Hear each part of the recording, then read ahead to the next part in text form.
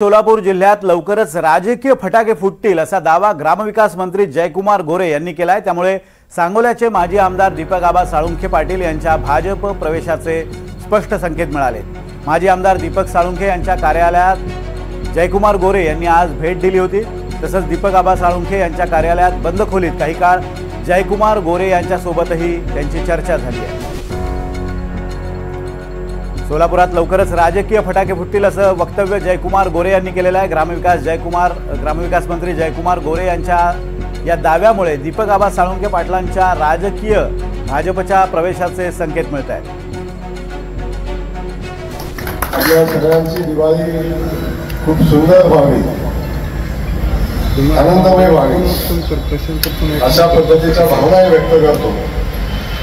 आम्हालाही दिवाळीच्या मनापासूनच्या शुभेच्छा देतो। आणि सोलापूर जिल्ह्यामध्ये ज्या पद्धतीची फटाक्याची आतिषबाजी चालू आहे त्या पद्धतीचे आणखी काही फटाके लवकरच फुटतील अशा अपेक्षा व्यक्त करतो। बाकी अधिकचं जास्तीचं न बोलता पुन्हा एकदा मी आपल्या सगळ्यांना दिवाळीच्या मनापासूनच्या शुभेच्छा देतो।